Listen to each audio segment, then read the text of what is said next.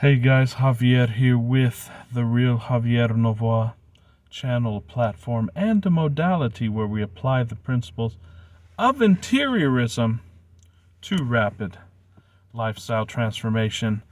And we're going to be starting on, ladies and gentlemen,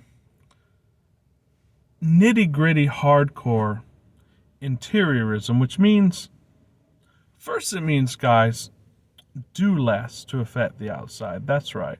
As one of the great writers said, do less than you thought possible, guys. Do less, actually. And I know a lot of even self-help speakers are going to be horrified by this. They're going to disagree with this. Even some people who we've had on, even some people who we've read. But it's clear in interiorism, it's clear in the whole philosophy that, ladies and gentlemen, do less on the outer. Because, and again, when I say doing, I'm defining action by the classical definition of by me action. Because we had a discussion about this a few months ago, where there are several modalities. The first modality is to me, where I'm a victim and everything's happening to me. The step up from that, ladies and gentlemen, is by me, where now I affect everything and have to affect everything. That's where a lot of people now are, especially people who are successful. A lot of people stay there, ladies and gentlemen. It's exhausting. And in fact, there's a very limited level to success when you are in by me. And in fact, I was looking at, I was contemplating this the other day, because I went to a place actually to work that, the employees there, they have low income.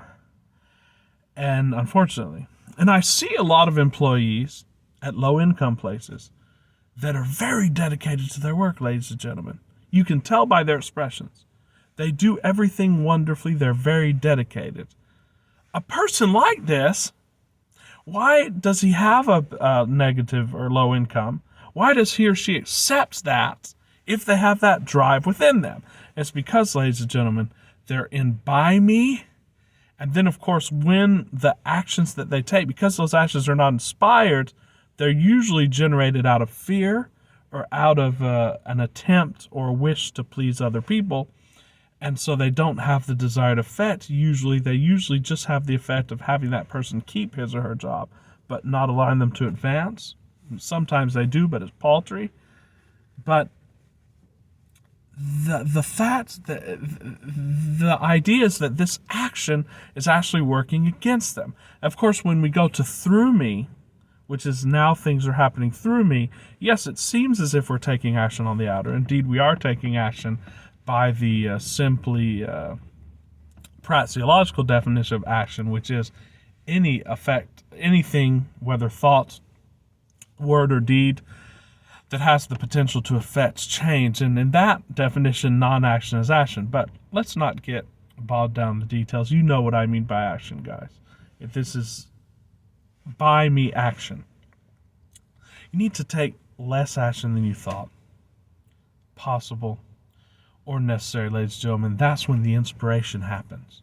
You have to give yourself time to contemplate. And of course, I was discussing this with a person very close to me, and this person is, all kinds of problems are coming in, and this person is worried. And I tried to advise the person, which of course is a mistake, and is why I never present myself as a guru or anyone high up. I'm a fellow student. I make these mistakes all the time. In fact, I have to start from the beginning again all the time and remind myself of these principles I'm teaching. And one of them is don't ever try to convince anyone. In fact, these videos that I make aren't trying to convince anyone. They're not for the purpose of converting people or preaching or anything like that. They're basically for the purpose of essentially helping myself. I make these videos for myself, and if I can help or touch one other person, that's good enough. But people can only hear this message if they're on the same wavelength, if they're on the same vibration. So it's futile to try to convince people of this. And I know this. I've known it for years, and I've internalized it. I've seen the fruits of it. But what do? I always try to convince others, and it ends up actually pulling me down to their level. Because when you're talking to someone on a different vibrational level, only one of two things can happen. Either you go up to their level, or they come down to your level. And of course, I went down to their level. But here's the idea I was trying to get across. And if you can receive this idea, guys, take a day off. I recommend, if you can do it, a lot of people aren't able to do it because you have home obligations, we have work obligations, as do I, and oftentimes I forget to do this as well. But take a day of rest, guys. A physical, literal day of rest. Do it once a week if you can. I'd recommend twice a week if you can, but very few of us can with the present obligations until we actually start to internalize this material and actually start getting off the prison grid. But take at least one day off a week, or at least one day off a month. And I don't mean, guys, a day where you're now planning activities with the family and the kids and so on. You have to go out, or a day to clean up the house. No. A day off, guys. A Sabbath day. And Neville Goddard talks about this in his books. Of course, very symbolically, meaning it's the state of the wish fulfilled. And we have to get into that Sabbath in order for the universe to start putting together the components of our desire and be able to show it to us and deliver it to us. I say take an actual physical day of rest and do as little activity as possible. The Orthodox Jews have this one right, where they don't even allow themselves to flip a light switch in many of their teachings. Now, I'm not saying to go that far. Of course, you can flip a light switch, do what you need to do, but don't be doing any big projects. Don't be trying to accomplish something on this one day. Take a day of rest, guys. And what I do is I call it a spa day. And that's basically what I was doing today. You don't have to spend money. You can, if you have the money, you can actually go to a spa or something like that. Have people serve you and so on and so forth. Just enjoy. Go to a nice restaurant. You can do it at home. You can cook yourself a nice meal. But take a spa day. Take a hot bath. Mostly anyone has access to a hot bathtub. Remember what that was like. Take a hot bath, lay down, have this day just to do nothing, just to relax and just to contemplate. And of course, use that day to practice the state of whatever it is your intention or wish fulfilled is. Be in that state. And I don't mean trying to figure out how to get there. Now, if you receive inspiration and you receive the intuition or inspiration to do something, now go do that, because that was delivered to you by inspiration. And you don't want to wait on those. But otherwise, just practice gently being in the wish fulfilled. And what's the definition of the wish fulfilled? It means that I already have it, therefore no other action is required or forthcoming. So when you're laying down in your bed, and either you could get a massage or you can have a machine to do the massage, or however you want to do that, and you're just laying there having your spa time, you're now in the state of the wish fulfilled. And then you can think and self-talk to yourself, hey, I'm in this state of the wish fulfilled. It's already done. That's why I'm relaxing. You're going to get to that end on this film roll a lot quicker than if you force yourself always to work, always serving others. Because remember, ladies and gentlemen, as Abraham Hicks aptly taught, if you're not serving yourself, you have nothing to give others. And serving the community includes in a big way yourself, ladies and gentlemen. You have to serve yourself, because no one else is going to do it, guys, not even your closest family members. No one's here to serve you. No one's going to serve you. At the end of the day, you have to serve yourself. You have to give it to yourself now. You have to take that day off, guys. Take that respite. Take that retreat period. Take that day off. And if you can't do a lot of these things, like go on a vacation or go on a spa, of course, do that if you can do it.